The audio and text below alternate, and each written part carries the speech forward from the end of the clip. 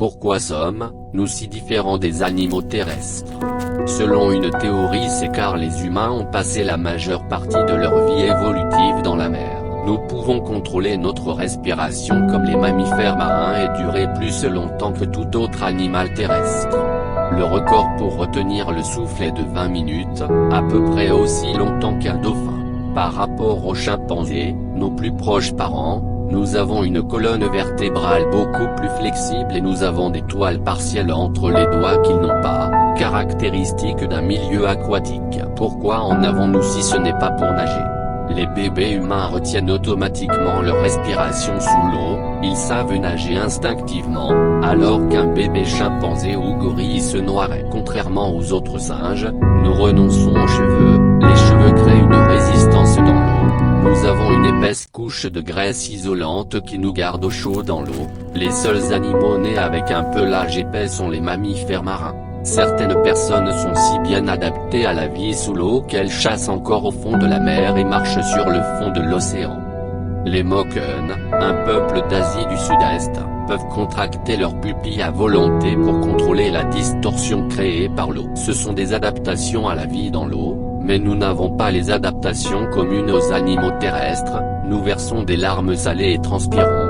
Mais pourquoi? Parce qu'une partie de notre évolution s'est déroulée dans la mer.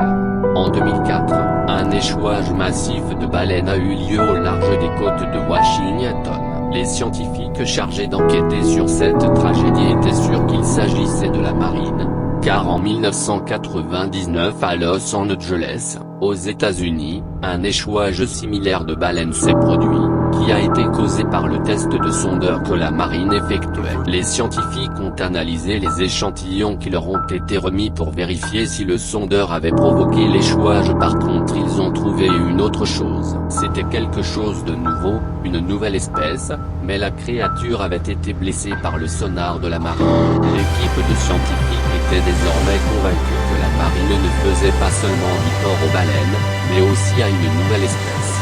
Au fil du temps, les scientifiques ont découvert que cette créature marchait autrefois sur deux jambes. Il n'existe qu'un seul animal qui marche debout et sur deux jambes, qui marche sur deux pieds.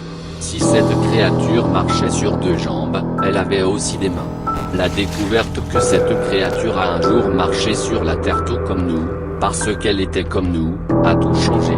Ils avaient trouvé un être mythologique, un être légendaire. Ils avaient trouvé une sirène. Comment est-il possible que cette créature ait été cachée pendant si longtemps? Mais en réalité, nous avons exploré davantage la surface de la Lune que les profondeurs de l'océan, et pourtant nous avions déjà des traces de cette créature. Nous n'avons pas d'archives scientifiques, mais nous avons d'autres types d'archives, nous le savions déjà, et nous le savions depuis longtemps.